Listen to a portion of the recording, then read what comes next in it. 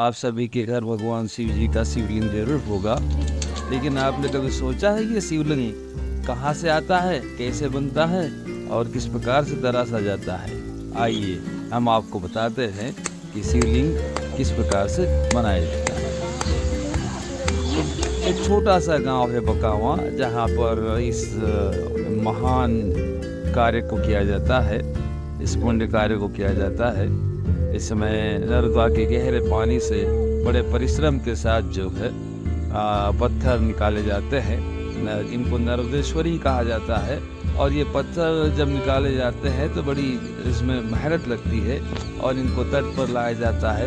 फिर इनको अपने अपने कारखानों में ले जाया जाता है और वहाँ पर इनको बड़ी मेहनत से तराशा जाता है। भगवान भी बनना हो तो कई तपस्या करना पड़ती है। तपस्या का मतलब है कई चोटें खाना पड़ती है, तब वो भगवान का रूप होता है।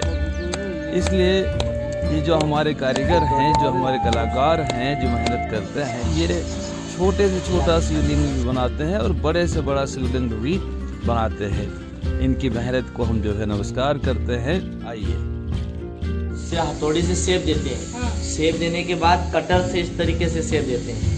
कटर से शेप देने के बाद यहाँ पर लाते हैं और ये मशीन से ग्राइंडर से उनका आकार देते हैं। और कटर से आकार देने के बाद वो ड्रम आता है, उसमें डाल देते हैं तो 24 घंटे गोल गोल घूमता है तो शिवलिंग में शाइनिंग आ जाती है, चमक। उसके बाद यहाँ से कंप्लीट करके कारखाने पे ले जाते हैं और कारखाने पे पॉलिश करते हैं अपन।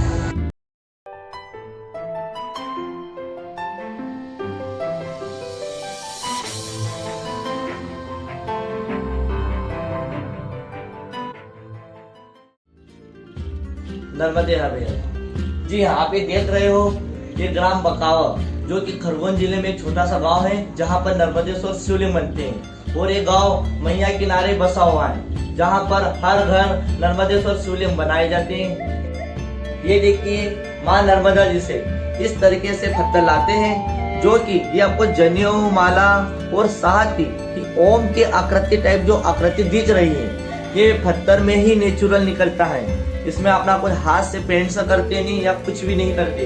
ये जो भी आकृति दिख रही है सब नेचुरल है। मैया जी का ही एक आशीर्वाद है कि जो भी आकृति निकलती है सब नेचुरल।